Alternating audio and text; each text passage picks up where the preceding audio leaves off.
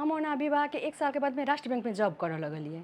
राष्ट्र बैंक में हम अहाँ के 3.5 साल मोटा मोटी जॉब केलिए।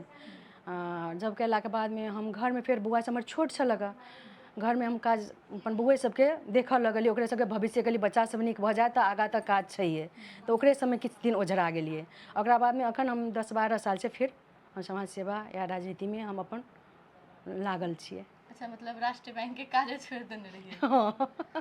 लोग कते फाइट करे छे, कते मेहनत करे छे। नहीं, हमरा सबके टाइम की भऽ गेल, दीपेंद्र ढकाल गवर्नर चलैए, तऽ पहिले आंतरिक थाई होइ छलै। हमसब 36 आदमी चलिए ओहि बेर में, तऽ हटऽ के टाइम में वो एग्जाम लऽ कऽ पास करऽ के, बोर्ड से पास करऽ के राखऽ के निर्णय लाभ देलखिन।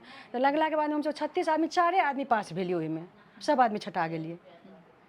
जनकपुर से 2 आदमी भेलखिन हमरा सबके सहायक में से, और 1-2 आदमी प्यून में भेलखिन, और 2 आदमी बाहर से। वही बेर में से छोड़ देलिए। ओकरा प्राइवेट में हमरा काज करऽ के हिम्मत नहीं भेल, कियाकि बौआ सब छोट छलक आ हमरा सबके कंजे